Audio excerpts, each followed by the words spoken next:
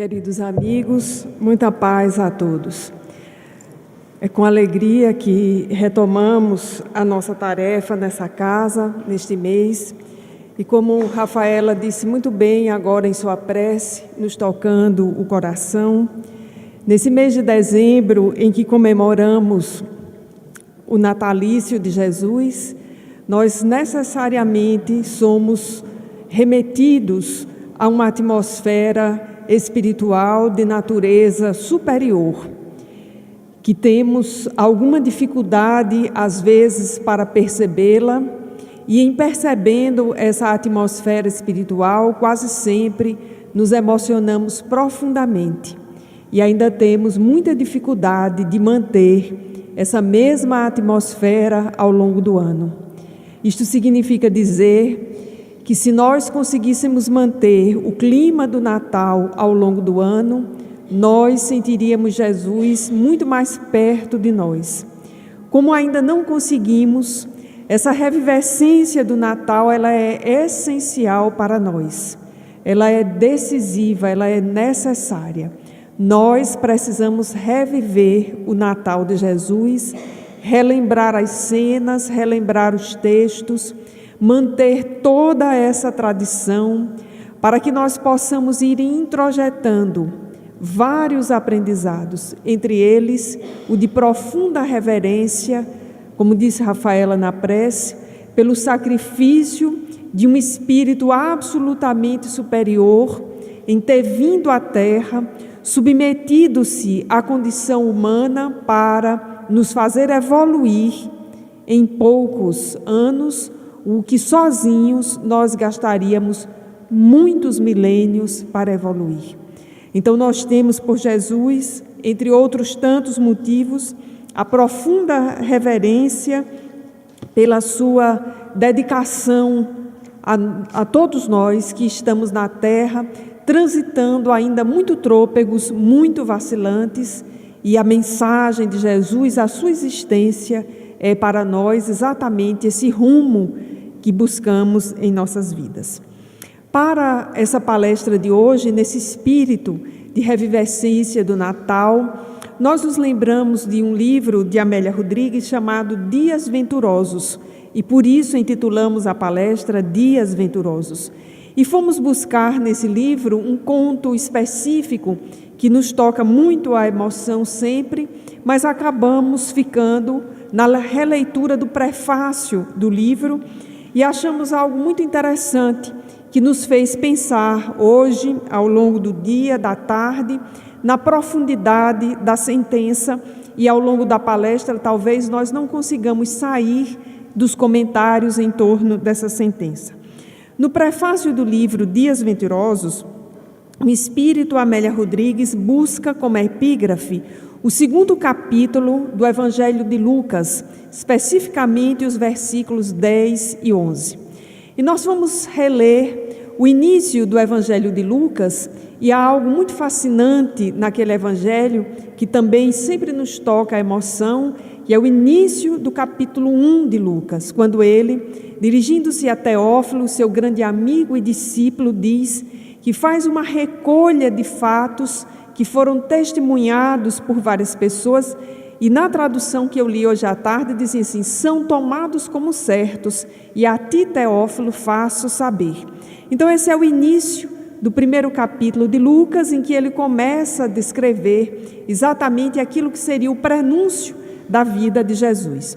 No segundo capítulo, especificamente, nós vamos encontrar nos versículos 10 e 11 exatamente a epígrafe de Amélia Rodrigues, quando o texto de Lucas diz assim: disse-lhes o anjo, não temais, pois eu vos trago uma boa nova de grande alegria, que será para todo o povo, e que hoje nasceu na cidade de Davi um Salvador, que é o Cristo e Senhor.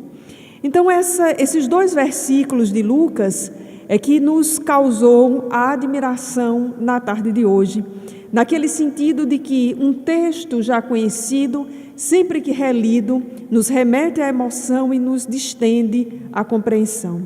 Vejamos o relato de Lucas.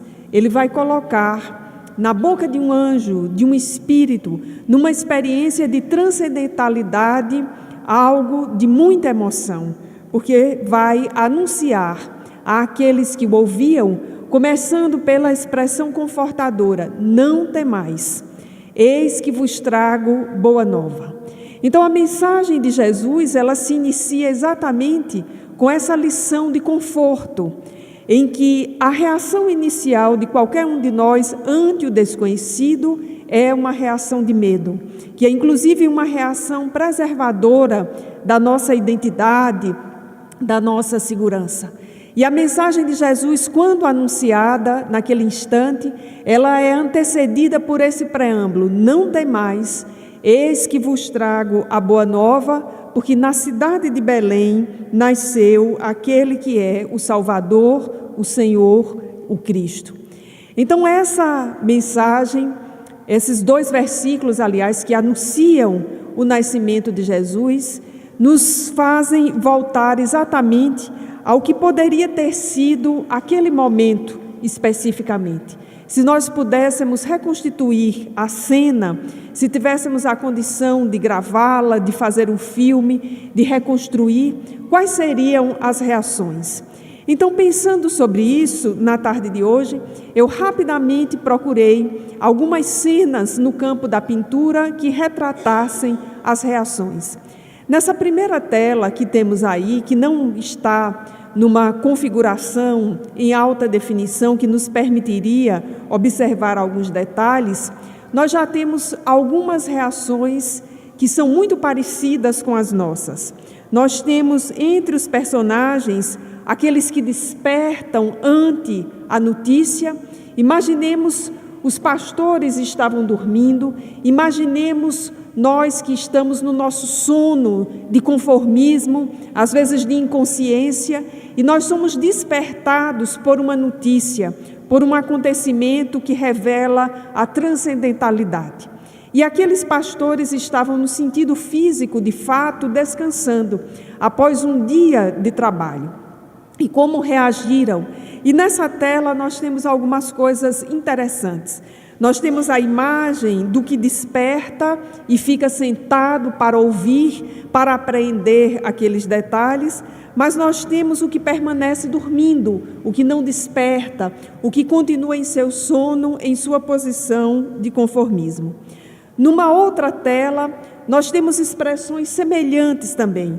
Nós temos os que se erguem e temos os que ficam sentados ante uma notícia tão impactante.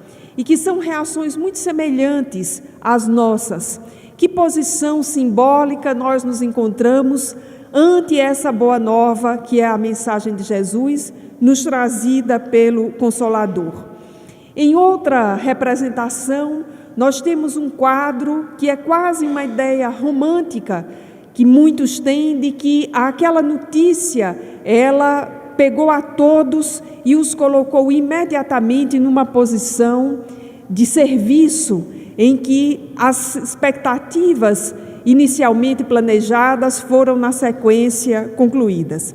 Mas, por fim, localizamos uma imagem que nos trouxe muita gratidão, muita alegria ao perceber como o autor foi compondo e recompondo essa cena tão interessante, que é a cena da notícia de que Jesus havia nascido.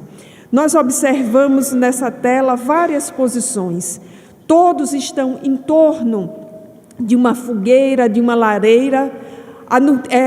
É o momento em que os pastores já haviam retornado de onde estavam, na direção onde se encontrava Jesus e os seus pais, e o pintor compõe a cena colocando ainda uma espécie de residência próximo. Outros personagens vão chegando, e me chama a atenção, embora a resolução não esteja muito boa, essa figura que está aqui no meio, braços levantados, num desenho que, olhando várias vezes no computador, me deu uma certa dificuldade de perceber se era uma criança profundamente alegre, olhando para aquela cena de Jesus aconchegado na manjedoura com os seus pais, ou se era um adulto de pouca estatura que revelava ali a sua alegria. Essa é uma expressão de profunda alegria de alguém que recebeu uma notícia que lhe causou profunda admiração. Quando nós estamos diante de uma notícia que nos causa profunda comoção, nós temos muitas vezes reações de criança. Nós levantamos os braços, nós choramos, nós corremos, nós perdemos muitas vezes aquelas características de enquadramento, de seriedade que nos caracterizam como adultos ou que nós mantemos por algum convencionalismo. E olhando para essa tela, revendo o texto de Lucas, buscando o conto que nos interessava no texto de Amélia Rodrigues, nós nos demos conta exatamente do impacto dessa notícia. Não temais, eis que vos trago boas novas, é que na cidade de Belém nasceu o Salvador, o Cristo, o Senhor. E essa mensagem ecoa há 2000 anos, e mais especificamente neste ano, talvez como nenhum outro, nós precisamos mergulhar na atmosfera dessa notícia. E eu estava revisando algumas coisas sobre o ano, inclusive para escrever o texto do informativo da Seja nesse mês, e me lembrando que no ano de 1992, no início de 93, para ser mais preciso, a imprensa internacional estampou uma manchete que, pelo menos para mim, ficou gravada e que eu pude depois buscar a notícia especificamente sobre o que havia se passado. No ano de 1992, na passagem do ano, ao dar início a 93 e já adentrando o mês de fevereiro, a rainha da Inglaterra fez um pronunciamento no parlamento, abrindo o ano legislativo dos britânicos, afirmando que sobre 1992 ela não faria nenhum comentário, porque aquele havia sido um annus horribilis. E a expressão em latim foi a expressão que a imprensa internacional estampou para aquele ano que a rainha da Inglaterra considerou tão terrível. Foi o ano em que os seus 3 filhos se divorciaram, muitos escândalos em relação à monarquia inglesa. E talvez, se a rainha da Inglaterra se observar hoje, ela possa fazer uma observação de que 92 não foi tão terrível ou tão difícil como os anos que se sucederam. Se nós tivéssemos que pousar por 30 segundos como rainha da Inglaterra, observando o ano de 2017 no Brasil, provavelmente nós usaríamos essa sentença. Esse tem sido um ano muito difícil para todos os brasileiros, para todos nós, e ainda restam 22 dias que, na visão dos pessimistas, guarda profundas surpresas para todos nós. Todavia, essa é uma visão dos materialistas. Como espíritas, nós precisamos mergulhar na atmosfera daquela notícia do ano zero da nossa época. Ali estavam os pastores diante do que seria, se usássemos a expressão em latim, um annus mirabilis, ou seja, um período maravilhoso, porque eles ouviram a notícia sobre o nascimento de Jesus e passaram a ser aqueles que imediatamente levaram a notícia aos que estavam nas redondezas. Não guardaram para si aquela que era a boa nova. Fizeram às avessas aquele que normalmente é o serviço da fofoca ou do boato. Os boatos e as fofocas, as más notícias, têm um impressionante poder de correrem rapidamente. São mais rápidos do que o fogo, mais rápidos do que a luz, e em tempo de redes sociais não há quem segure. Com as boas notícias, não necessariamente. Nós somos tímidos em relação a elas. E nos lembramos agora de uma resposta de O Livro dos Espíritos, em que Allan Kardec pergunta sobre se o bem prevalecerá sobre o mal, já no fim do livro, discutindo lá o reino dos céus, e numa dada resposta, os Espíritos dizem que o mal, mais especificamente, ainda predomina na Terra porque os bons são tímidos. E nós somos ainda muito tímidos em atitudes e tímidos, muito contidos para espalhar a boa nova. Estávamos concluindo agora há pouco o nosso grupo de estudo da obra de Filomeno, e no final, no último capítulo do livro Entre Dois Mundos, há uma prece em que, em dada altura, o Espírito roga a assistência de Jesus para as nossas débeis iniciativas, porque ainda estamos trôpegos. Nós ainda estamos muito trôpegos, muito distantes da atitude proativa dos pastores, que foi o de receber a boa notícia,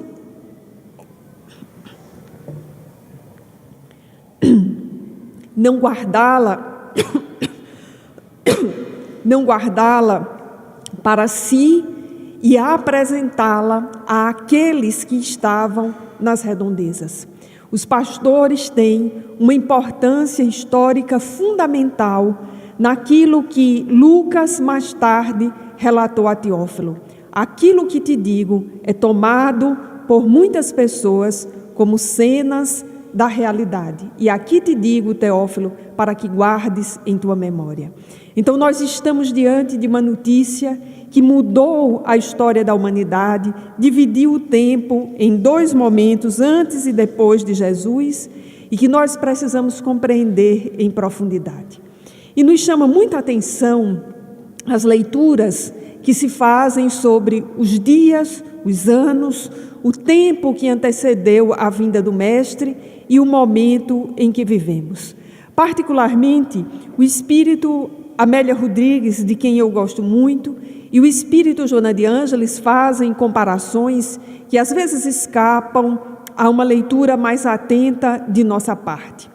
Relatam aquele momento em que Jesus nasceu e o lugar especificamente onde o Mestre se encontrava como um momento similar ao nosso, tanto no que diz respeito às características políticas daquela época, numa fase em que as relações políticas, os interesses comerciais, empresariais, encontravam-se absolutamente misturados, sem que as fronteiras de ética, de comportamento, estivessem estabelecidas. Retratam aquele tempo, as personagens que conviveram com Jesus, o povo que o ouviu inicialmente, assim como outros povos que estavam distantes, assinalados em grande parte pela desventura, pela desesperança. E por isso, o livro de Amélia Rodrigues chama-se Dias Venturosos, porque havia uma desesperança no ar. Havia um clima de profunda opressão e de ameaças constantes. E se nós não estivéssemos nos referindo àqueles anos antes, exatamente antes ali do nascimento de Jesus e os primeiros anos depois do seu nascimento, para quem entrasse nesse salão agora, imaginaria que nós estaríamos falando sobre os acontecimentos de 2017 nos vários lugares do mundo. Nós estamos sob ameaças internacionais muito claras. Acompanhamos durante a semana com tristeza, preocupação, mas ao mesmo tempo com muita convicção de que talvez não passe de um blefe a tentativa de se instalar uma representação diplomática dos Estados Unidos em Jerusalém.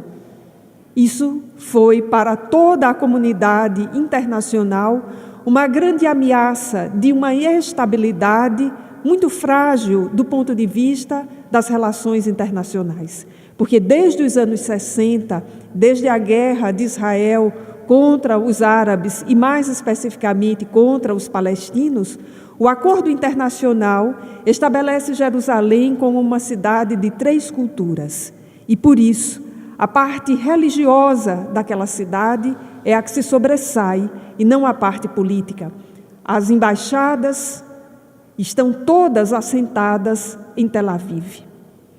Quando nós observamos os treinamentos militares da Coreia do Sul em direção à Coreia do Norte e vice-versa, um movimento extremamente frágil, de pessoas que precisam ainda atravessarem fronteiras para serem recebidos num país que originalmente é o mesmo e que está dividido em dois. Isso nos faz ver o quanto nós temos uma ameaça de instabilidade internacional. Para quem assistiu à queda do Muro de Berlim, como a plateia que está nesta palestra e provavelmente a que nos assiste pela internet, observar a separação das duas Coreias é um fato que nos soa anacrônico, todavia é uma realidade com a qual nós convivemos. E guardada as devidas proporções no campo do avanço técnico, do avanço na área médica, da compreensão psicológica, na descrição dos tipos humanos, nós guardamos muitas semelhanças políticas, psicológicas e espirituais com aqueles tempos em que Jesus veio à Terra. Então, talvez nós possamos fazer um coro e dizer que nesses dias em que estamos, nós temos uma imensa necessidade de que o Cristo volte à Terra. Não exatamente naquele formato humano em que ele já esteve aqui, e como destacado na prece, é uma experiência de profunda abnegação para um espírito superior, que é perder temporariamente parte de suas características para assumir características humanas. Mas nós precisamos que Jesus volte para a terra, venha à terra urgentemente, na feição dos cristãos, que somos todos nós e grande parte da humanidade, vivendo de forma significativa a sua mensagem, para que nós possamos dar uma resposta efetiva ao materialismo que se transforma a cada nova situação, como se fosse possível ainda que nós nos assustássemos com a perspectiva materialista que surge a cada novo momento, surge nas teses econômicas, surge na exploração política dos vários povos, surge na diferença social entre as camadas sociais, não apenas no Brasil, mas no mundo inteiro, surge na ameaça da fome, que com a crise internacional recrudesceu no mundo inteiro e não apenas no nosso país. Fala-se oficialmente no Brasil em 7 milhões de pessoas que vivem na miséria, o que é uma miséria moral para um país como o nosso, que caminha para completar 30 anos de uma iniciativa no Natal absolutamente cristã, embora tenha sido inventada por alguém que não se dizia cristão, mas que não precisava se dizer cristão para fazer o que fez e chamar os cristãos à atenção de que nós não podíamos, no Natal, nos refestelar com a nossa família sem a preocupação de que outros não se alimentam nem no Natal, nem em nenhum dia do ano. É a iniciativa do Natal Sem Fome, que é atribuída à liderança do sociólogo Betinho, que não se reconhecia necessariamente como um cristão e que, pelas teses que defendia, estava mais para um pensador marxista, mas que nas suas atitudes chamou a atenção de todos nós que nos dizemos cristãos e inaugurou essa tradição no Brasil, que precisamos levar adiante, porque não é possível que nós possamos avançar para um mundo de provas e regeneração com um problema ainda tão básico a ser resolvido. É nesse sentido que, como espíritas, nós revivemos esse momento do Natal e revivemos com um olhar de profunda responsabilidade. Cada vez que nós mergulhamos nesse clima do Natal, nós voltamos para ele e nos entusiasmamos com a alegria da revivescência de Jesus, mas saímos muito preocupados com o que temos feito, da nossa responsabilidade para com o Natal, que não é apenas nesse dia, nesse mês, mas que é uma responsabilidade para o ano inteiro. E aí, felizmente, nós mergulhamos na mensagem de Jesus e nos sentimos sementes da parábola do semeador que começam a dar frutos. Não necessariamente 1 por 100, mas nós estamos começando a dar alguns frutos quando mergulhamos nessa compreensão e saímos com o planejamento de que, no ano seguinte, nós precisamos fazer diferente.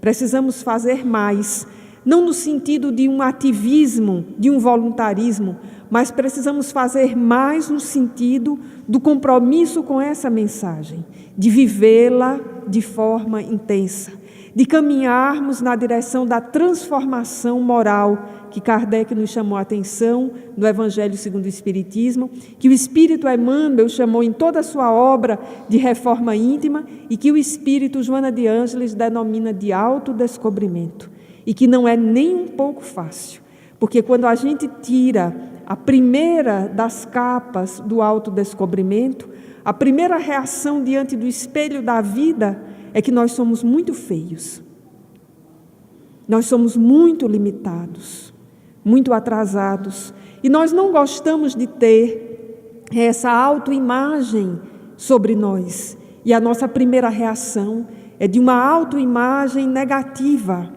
mas que precisamos também da mensagem de Jesus para não ler essa autoimagem como uma autoimagem negativa, mas ler como uma autoimagem constitutiva e transitória, porque nós ainda estamos feios, nós ainda estamos limitados.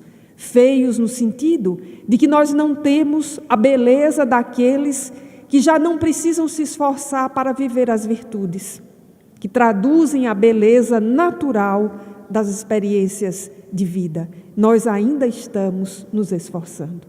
E precisamos entender, como espíritas e como cristãos, que não obstante esse clima de terror protagonizado pelos múltiplos canais vinculados ao materialismo, nas mais diferentes áreas, não apenas na política, nem na mídia, mas esse clima derrotista de que não vale a pena a experiência na Terra, nós não podemos fazer coro com essa experiência, com esse discurso. Esta semana me vi numa situação em que falou muito forte a minha dimensão espírita de otimismo para com esse mundo que aí está, não obstante todas essas contradições.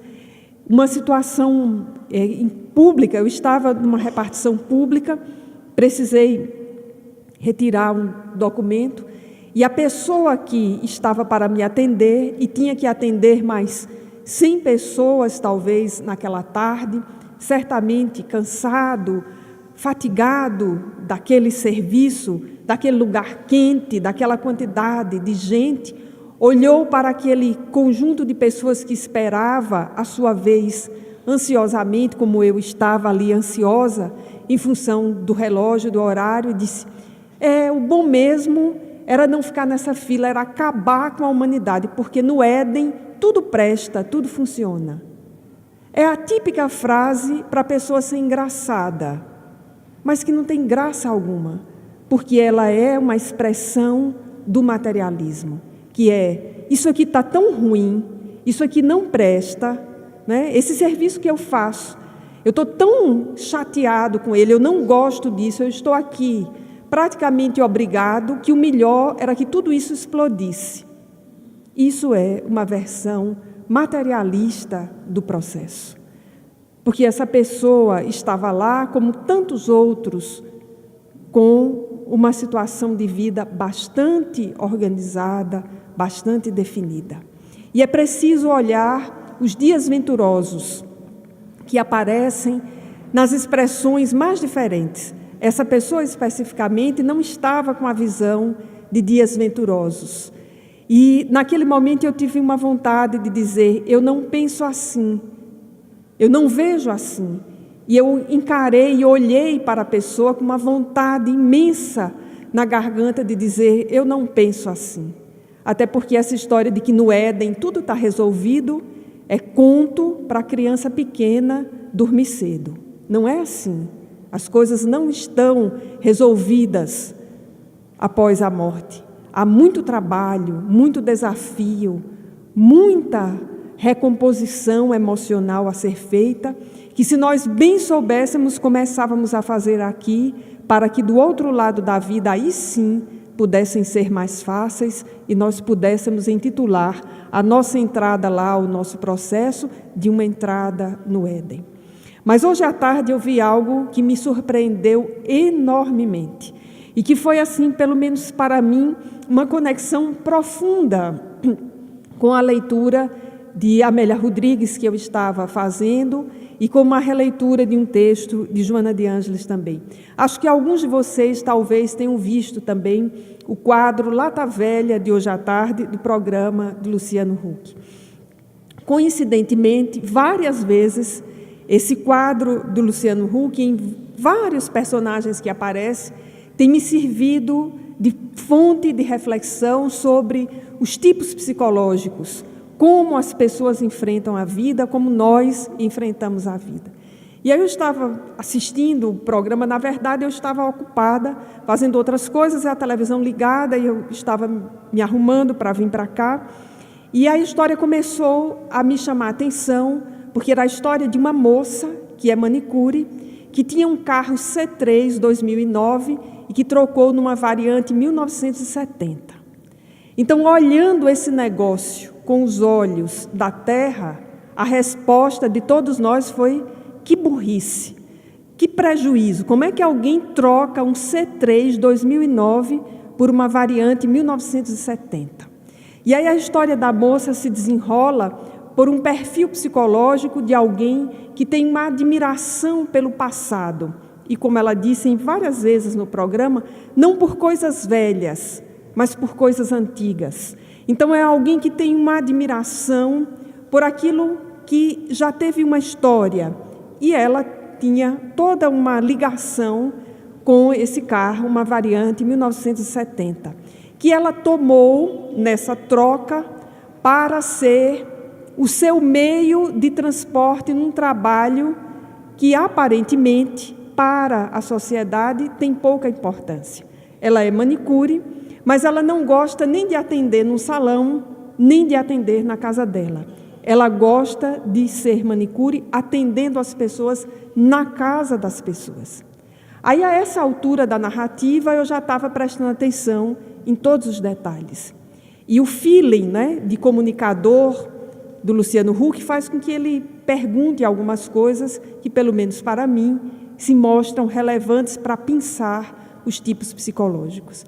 E aí ele se deparou com essa informação: eu gosto de ir fazer o meu trabalho. E a moça dizia: eu não estou manicure, eu sou manicure. Meus amigos, eu fiquei de queixo caído. Porque quem em sã consciência, nesse mundo de glamorização, faz uma afirmativa como essa? Há várias profissões em que nós nos referimos na sociedade: não, eu não sou, eu estou, até me aposentar. Quando eu me aposentar, eu não serei mais. Num processo de, talvez, dualidade, como se nós pudéssemos separar a nossa relação com o trabalho de quem nós somos.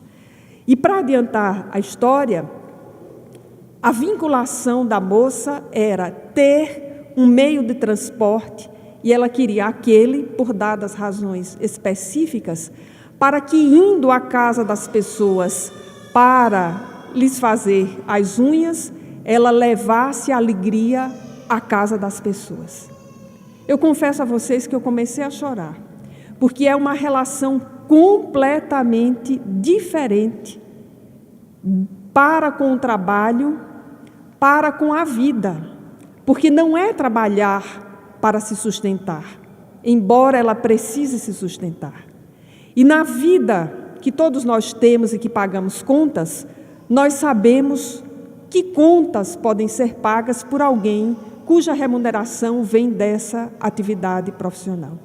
Mas isso não era o mais relevante para aquela moça. O mais relevante era levar a alegria à casa das pessoas. E como eu tinha passado a tarde lendo Amélia Rodrigues e Joana de Ângeles, Eu vi naquela moça, naquela narrativa, a expressão de boa nova, dias venturosos. Nesse mundo que está aí completamente conturbado, perdido, em que nós observamos as notícias, talvez as mais chocantes na televisão, e nós já criamos uma espécie de antídoto, de barreira, há certas notícias que nem nos chocam mais, porque elas são o mesmo de uma mesma coisa, ou o novo do mesmo.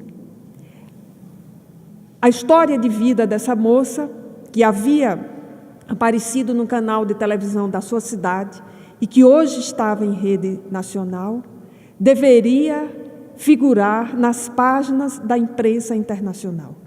Porque essa moça, diferentemente da rainha da Inglaterra, não olharia para 2017, nem 16, nem 15, para definir a sua vida como tendo sido aquele ou qualquer um ano horribilis, mas como um ano mirabilis. E ela estava sem o seu carro, uma variante 1970, há 2 anos, porque o carro havia sofrido uma grande colisão e estava completamente impedido de circular. E a sua dor não era o carro não circular, era, sem o carro, ela não poder ir levar a alegria à casa das pessoas. Guardadas as devidas proporções, evidentemente, essa moça tem o perfil psicológico de um pastor que ouviu dos espíritos na materialização que ali se deu, ou no fenômeno de voz direta, enfim, que ouviu a notícia, boas novas vos trago. Na cidade de Belém nasceu o Salvador.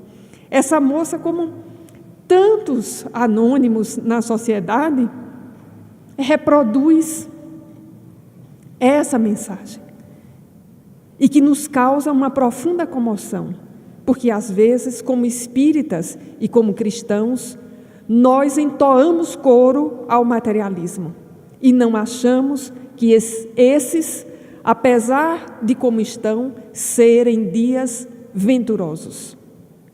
Porque nós estamos diante da mensagem de Jesus, vivendo-a no formato do Consolador prometido, tendo ao alcance a obra psicografada por Francisco Cândido Xavier, podendo ser contemporâneo de Divaldo Franco, 90 anos já completados, e dando o testemunho da imortalidade da alma, da disponibilidade para o trabalho, nos cantando as boas novas da imortal mensagem de Jesus. Então, amigos, esses, de fato, são dias venturosos. Não podemos dizer que sejam dias fáceis.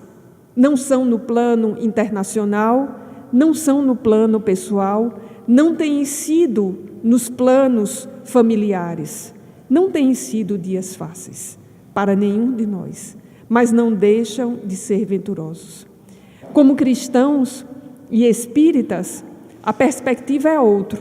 Talvez estejamos tristes, mas não temos motivos para estarmos desanimados.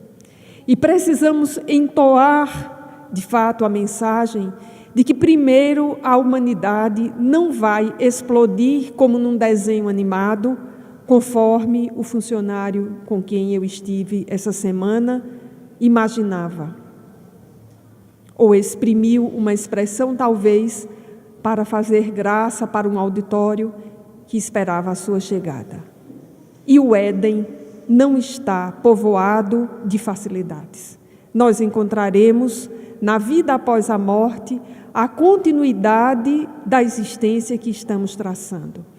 E relembrando agora dos casos do livro Entre Dois Mundos, que lemos da obra de Filomeno, há a narrativa de uma trajetória que nos chamou a atenção na releitura do livro nesses últimos capítulos, que é de Marco Aurélio, um espírito que voltou para a Terra com uma vinculação com a mensagem de Jesus, tendo tido um trânsito pela atividade espírita em sua juventude, mas que na idade adulta fez um conjunto de opções que o distanciaram da atividade inicialmente prevista.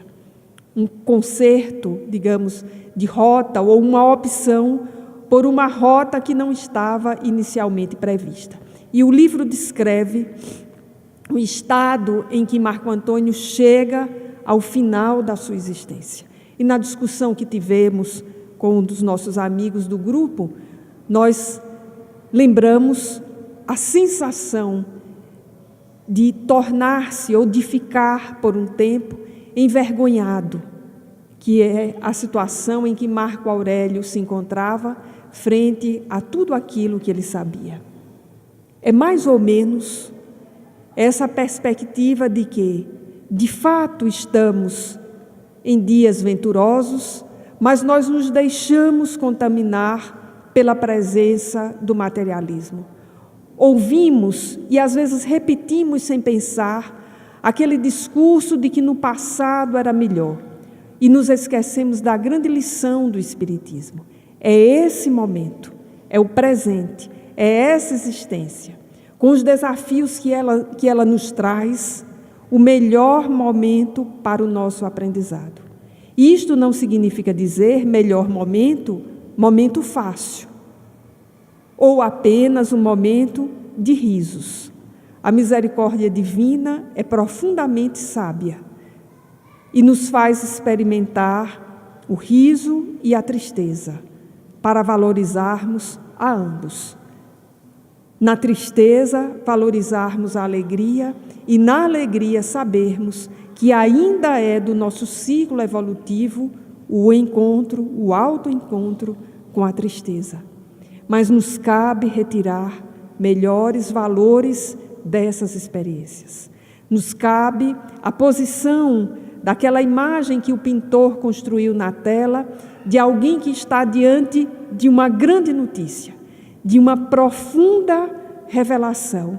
E a sua atitude é a atitude emocional de uma criança ante aquele momento em que ela recebe ou a atenção dos pais e se entrega na alegria profunda, ou quando ela está diante do seu grande brinquedo na sua alegria profunda. Nós não podemos conter a alegria da convivência com a mensagem de Jesus. Nós precisamos levantar a voz nas atitudes para fazer demonstrar que esses são dias venturosos. Atravessamos horas difíceis da transição planetária, mas antes de nós, outros também atravessaram momentos similares. Nós não nos recordamos, mas certamente vivemos a transição entre, por exemplo, o final da Idade Média e o início da Idade Moderna. Aquilo foi uma transição e que desembocou no renascimento em todas as áreas. Nós estamos prestes, muito prestes, próximos a um renascimento em todas as áreas e a um renascimento espiritual. Um renascimento que poderá ser desta vez testemunhado, porque nós estaremos com os meios de comunicação a nosso favor. As notícias correrão ainda mais rapidamente e nós poderemos ver um surto de renovação ainda mais interessante na ciência, na política, na religiosidade. E multiplicar-se-ão, com certezas, pessoas anônimas e simples, como aquela manicure que apareceu no programa da tarde de hoje, que terão a alegria de realizar o seu trabalho, seja ele a domicílio, seja no estabelecimento, mas terão a alegria de realizá-lo, porque em realizá-lo, colocam-se na direção do próximo e executam o plano divino para as nossas vidas. É nessa sintonia que nós precisamos nos colocar para que ante esse final de ano, que promete, na visão dos materialistas, ser tumultuosos, nós guardarmos a serenidade de que passará. E se atravessamos esse ano com tantos altos e baixos, atravessaremos o próximo, ainda mais amadurecidos, porque vivemos esse. Nesse sentido, amigos, nós recomendamos a todos a obra Dias Venturosos, de Amélia Rodrigues, e o livro Libertação pelo Sofrimento, de Joana de Ângeles, em particular o capítulo intitulado Estrela de Primeira Grandeza, em que a mentora faz uma análise dos dias em que vivemos e nos apresenta a mensagem de Jesus como a mensagem que vai nos conduzir com segurança por essas horas de transição. Dizendo isto, abraçamos a todos, deixamos a nossa expressão de que o Natal perdure pelo ano que se inicia, que haverá de ser mirabilis para todos nós. Muita paz a todos.